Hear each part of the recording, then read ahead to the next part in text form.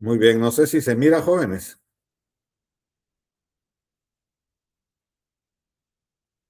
Sí, se mira. Gracias. Muy bien, miren, ya habíamos visto algo de la importancia. Ya habíamos también hablado de un par de cosas relacionadas con el spillover.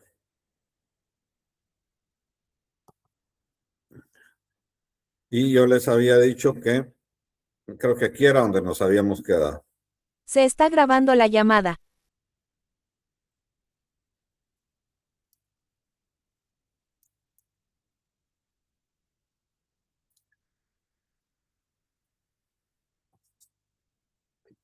Creo que esto ya lo habíamos visto, ¿verdad? Sí. Habíamos visto lo de los Dukers y toda la historia, ¿verdad? Y la diferencia con la enfermedad emergente es que no todo spillover genera una enfermedad emergente. Para que ocurra, el patógeno debe lograr infectar una nueva especie, una especie nueva, no la misma especie normal. Ahí es donde entra el concepto de reservorio. Los reservorios, para irles adelantando la siguiente clase, la clase del día miércoles también, y el día jueves, es la especie o las especies animales, no sé si había hablado de eso, en la cual el agente teológico se encuentra casi que permanentemente. Sin el reservorio, el agente teológico pues prácticamente desaparecería. Entonces, esa es la importancia del término reservorio. El reservorio o fuente primaria de infección es el hospedero principal o el hospedero indispensable o el grupo de hospederos indispensables. Por ejemplo, la rabia, los reservorios, todos los mamíferos. Los cerdos, los reservorios para PPC principalmente. Bien, se puede transmitir de una persona a persona o de animal a animal. Por ejemplo, la influenza aviar, la H5N1, se transmite a la persona, pero la persona ya no lo transmite a otra.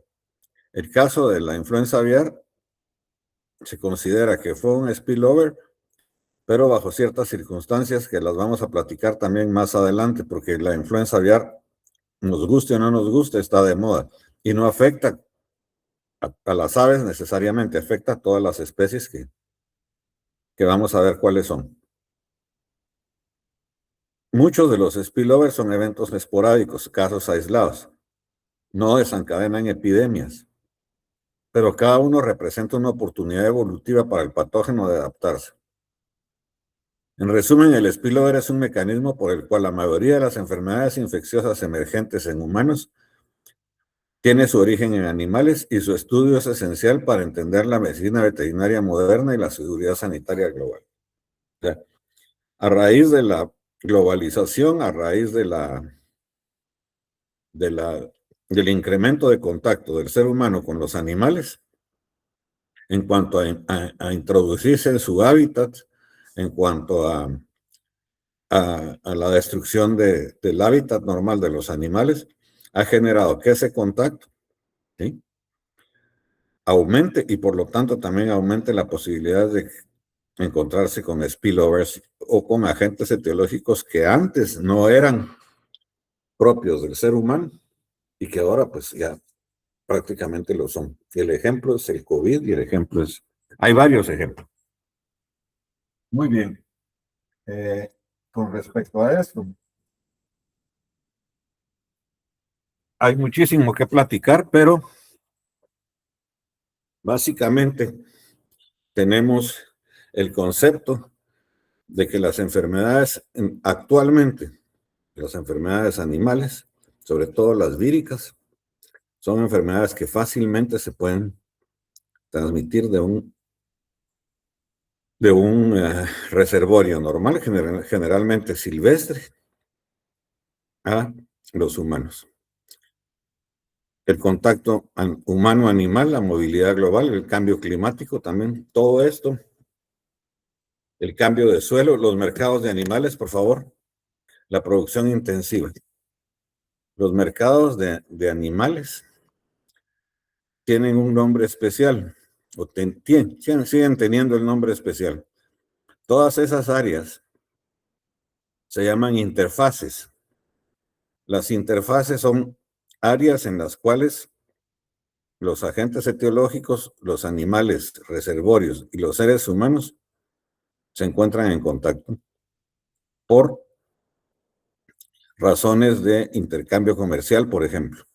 Entonces, cuando el mercado animal es un mercado tan grande como los que hay en China, o hay en el sudeste asiático, o hay en algunos lugares de Latinoamérica, las posibilidades de infectarse por un patógeno que no es el frecuente aumentan.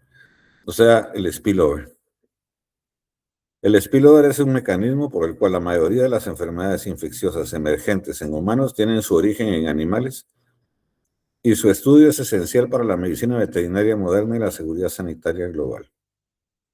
Esta es la base, entonces, también para el hecho de que se le ha dado tanta importancia al tema de una salud. Muy bien.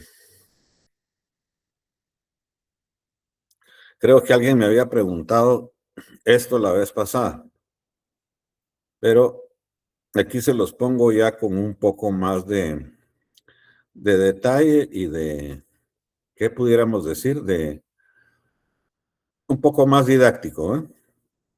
El reservorio o la fuente primaria de infección son sinónimos al final.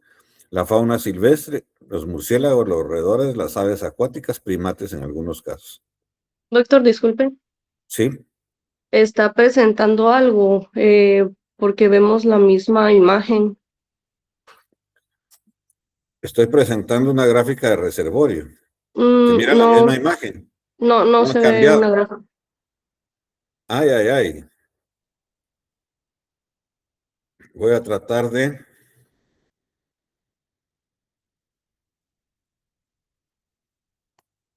Ahora sí cambió.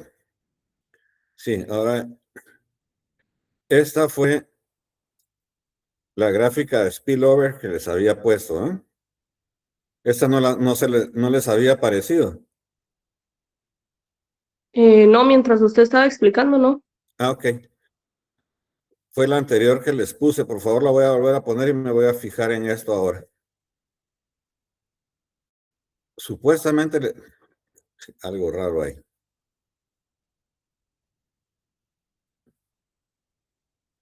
Gracias. Esta era la primera diapositiva del spillover que les había puesto, donde les estaba explicando de los animales silvestres, los animales domésticos y los humanos. Ahí hay un resumen sobre lo que es el spillover y sobre las causas por las cuales se puede haber presentado o se puede presentar.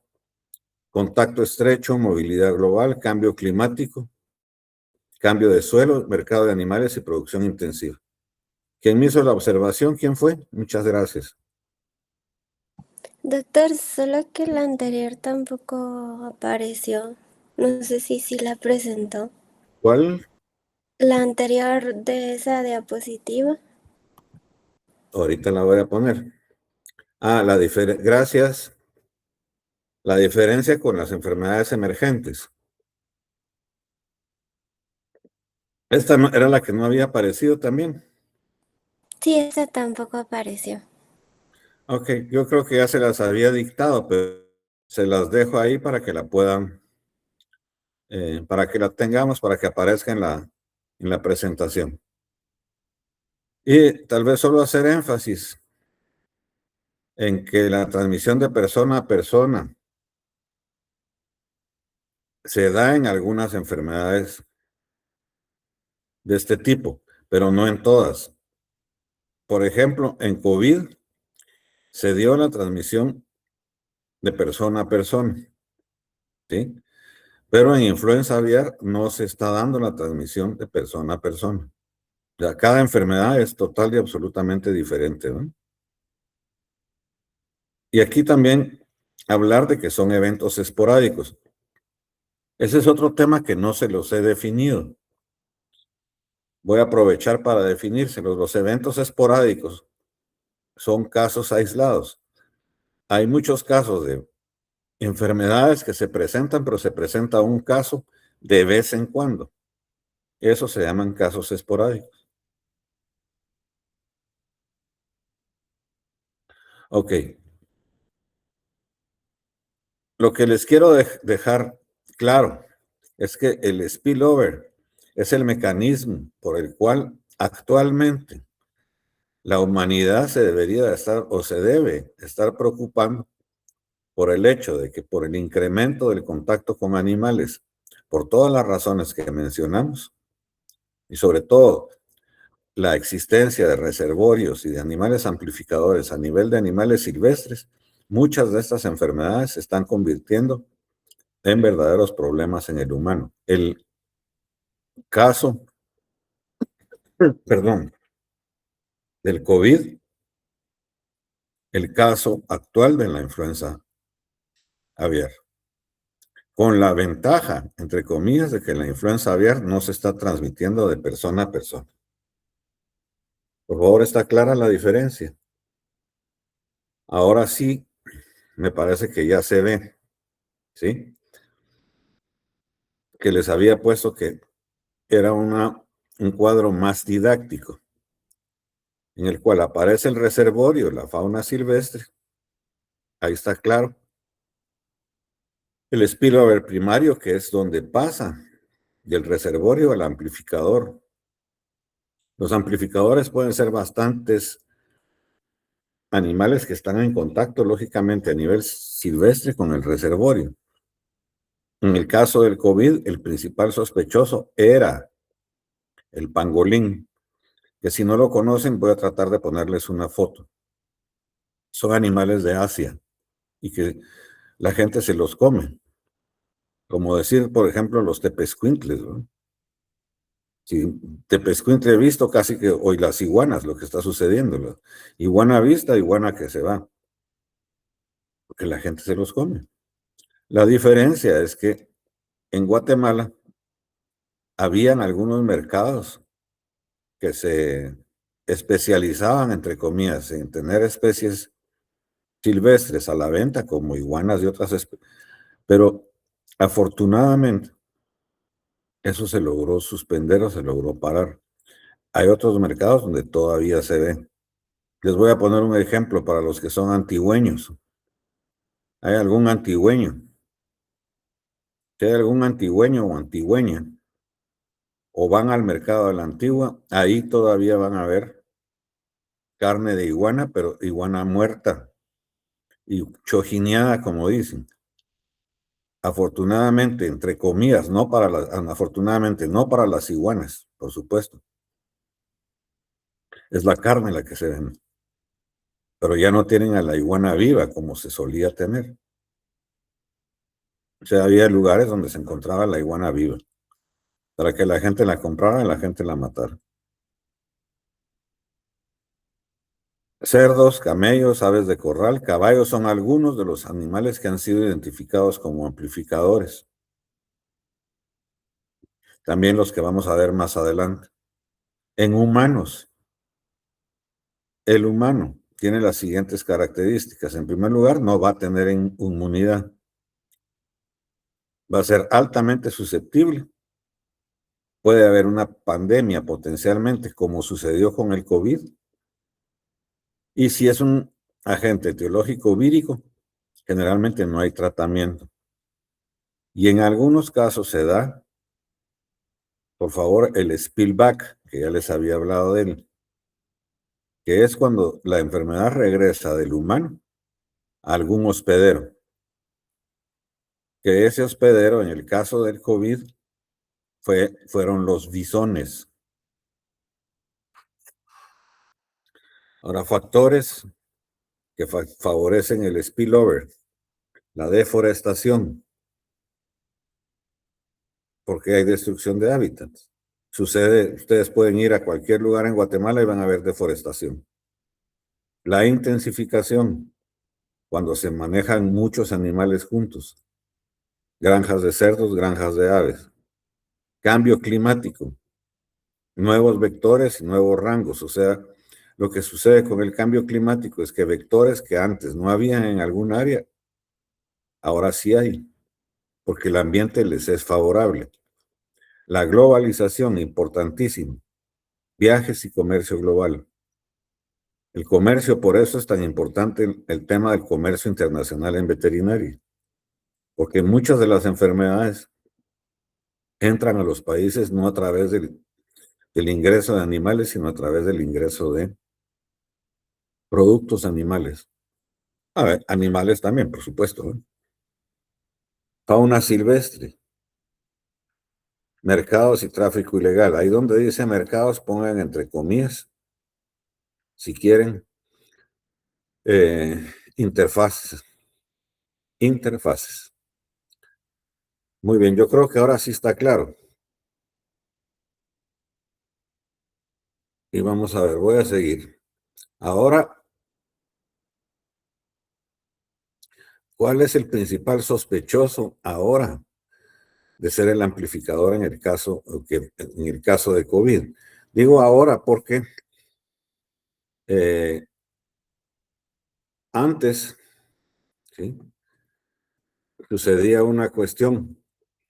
Se empezó a sospechar de, como les dije, de una serie de animales, pero esos animales poco a poco fueron siendo desechados, en el sentido de que se dijo, no, no puede ser, no puede ser, no puede ser. El que está ahorita como principal sospechoso se llama Nyctereutes procionides, también llamado tanuki. Les voy a poner una foto, se parece a un mapache, pero no es un mapache, es un cánido. Es originario del Asia Oriental y entró a Europa, o sea, en Europa ya se le puede encontrar. Tarde o temprano va a venir a América también.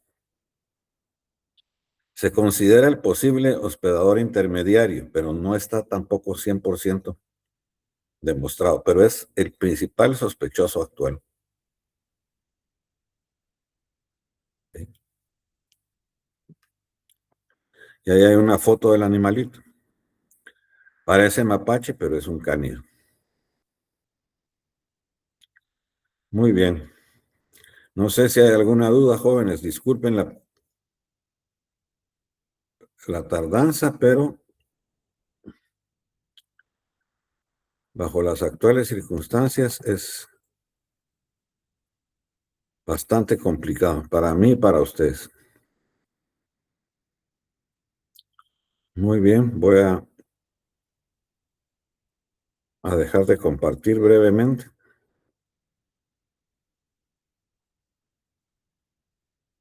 Y voy a tratar de compartirles la clase que sigue.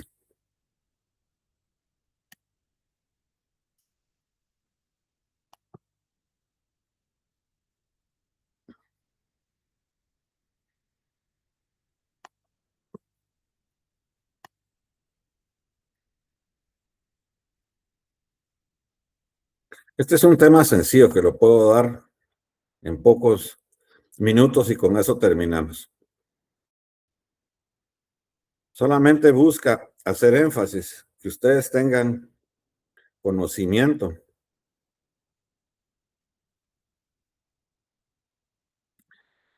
de cuáles son las similitudes o las diferencias entre método clínico y método epidemiológico.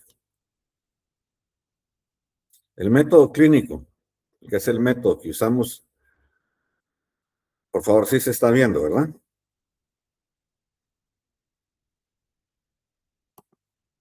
Gracias. ¿Ahorita se mira? Sí, doctor. Gracias, muy amables. En los métodos, el clínico y el epidemiológico, entonces, el sustrato. Sustrato en este caso, ¿qué significa?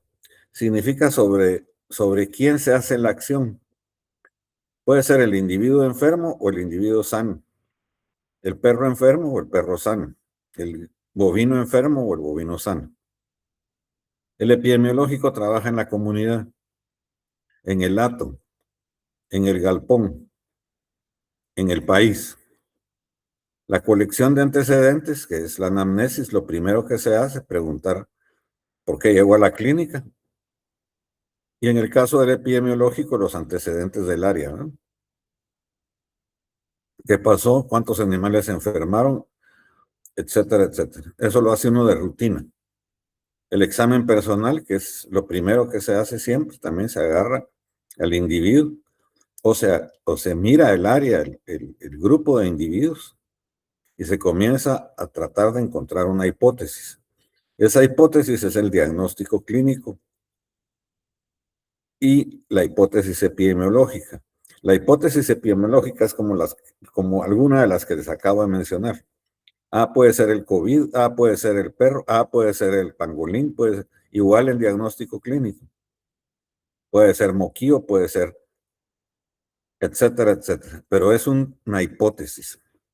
Las medidas transitorias son el tratamiento inicial o las recomendaciones generales.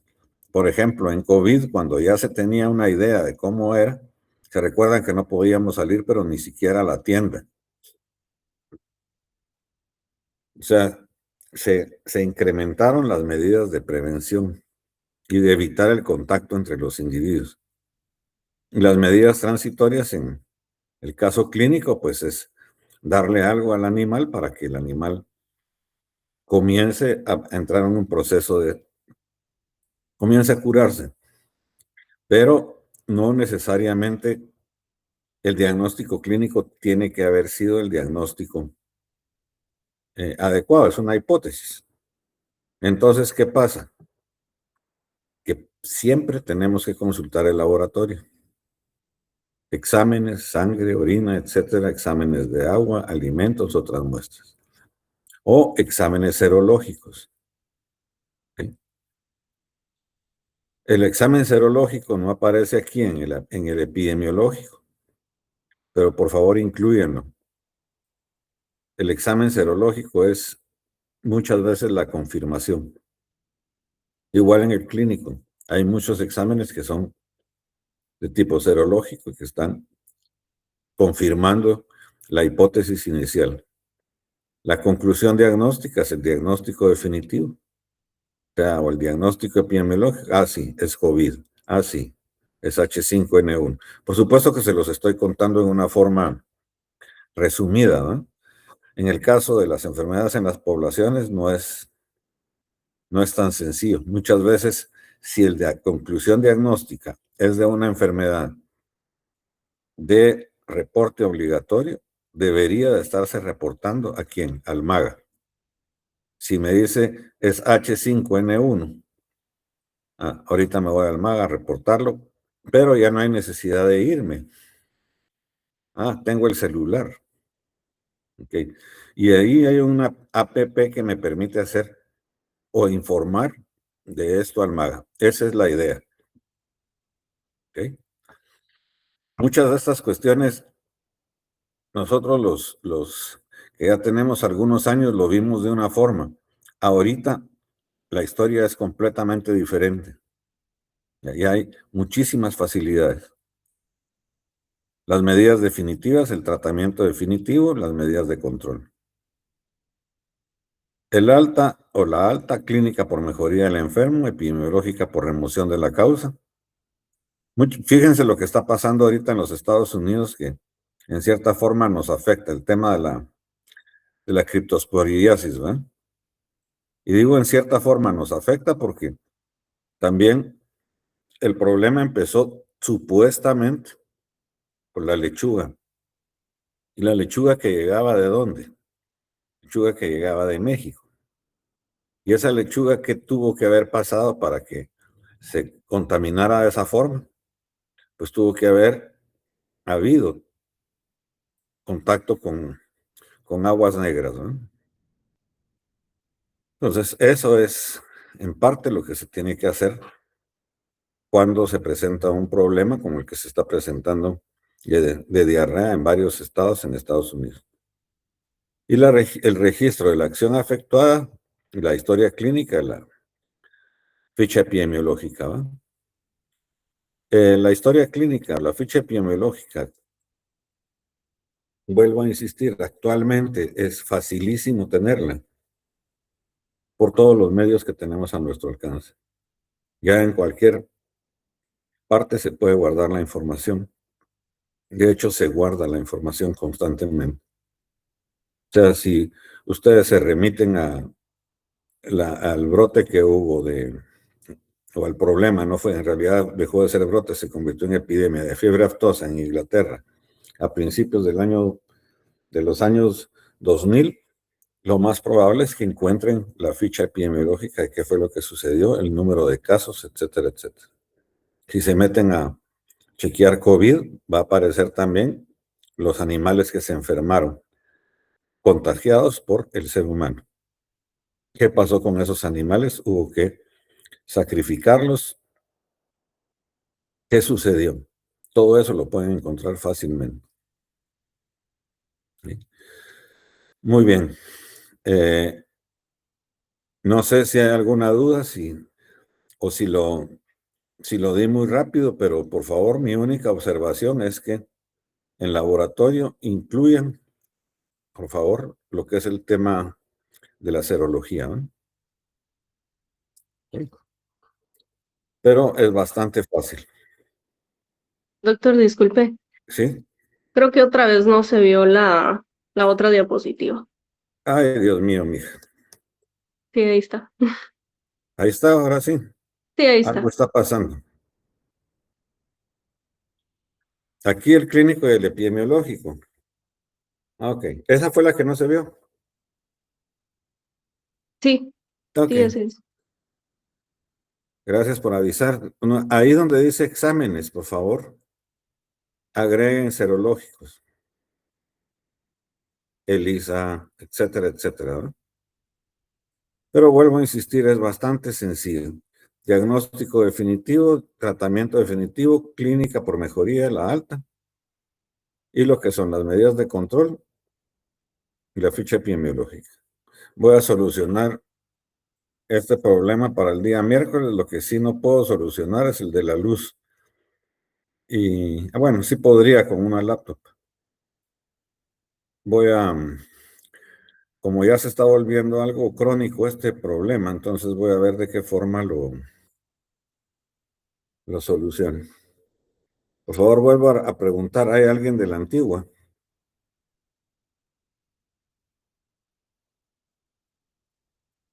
Ok. ¿Alguien de los alrededores de la antigua?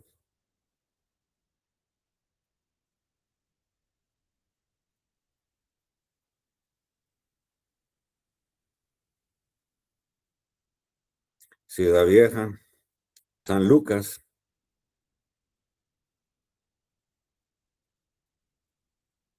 Ok. Ahí después les voy a decir por qué insistí tanto en esto. Y era para hacerles la vida más fácil. Sobre todo por una actividad que vamos a tener más adelante. Si no hay nadie, entonces lo omito. Muy bien. Nos vemos entonces, por favor, el día miércoles. Y un favor, nada más estén chequeando porque van a aparecer los grupos de trabajo de laboratorio. Nos vemos el día miércoles, jóvenes, si no hay ninguna otra observación. Gracias, Doc. Dios patojos.